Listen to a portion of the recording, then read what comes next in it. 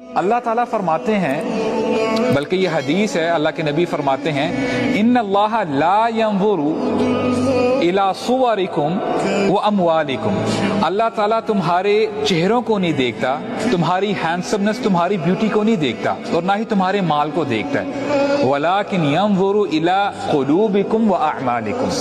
اللہ تعالیٰ تمہارے دلوں کو دیکھتے ہیں کہ تمہارے دلوں میں اللہ تعالیٰ کے لیے کتنی محبت ہے، اور اللہ تعالیٰ تمہارے اعمال دیکھتے ہیں۔ تو اس دل کو کسی اور کی محبت سے بھرنے کا کیا فائدہ؟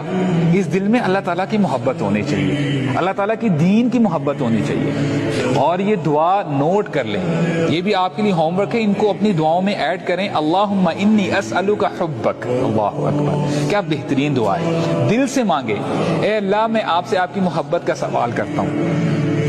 وحب من یحبک، اور اے اللہ میں ان لوگوں کی محبت کا بھی سوال کرتا ہوں جو آپ سے محبت کرتے ہیں۔ اس کا مطلب یہ ہے کہ آپ ان نیک لوگوں کی محبت کا بھی سوال کرتے ہیں، اے اللہ جو آپ کے صالحین بندے ہیں، آپ کے جو نیک بندے ہیں، مجھے ان سے بھی محبت ہو جائے۔